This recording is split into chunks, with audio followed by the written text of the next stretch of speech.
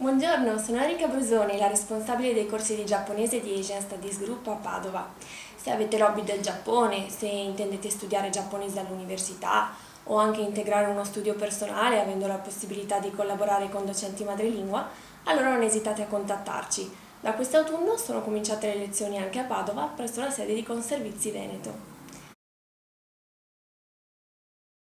続いて、興味がありますか？日本語を勉強してみたいですか？日本人の先生と一緒に会話の練習をしてみたいですか？興味がある方々をパドアで待っています。おぜひ来てください。Conservizi Veneto offre questo servizio con Asian Studies Group a Padova, ma abbiamo tutta l'intenzione di sviluppare i corsi di lingua giapponese, cinese e coreano in tutto il Veneto. Ci sono delle scuole superiori che già stanno inserendo la lingua cinese e giapponese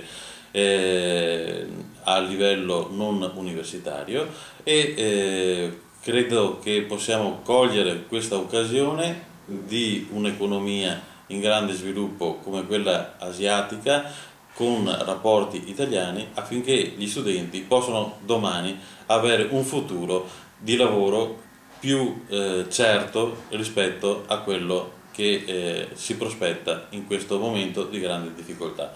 Quindi vi aspettiamo per imparare le lingue giapponese, cinese e coreano.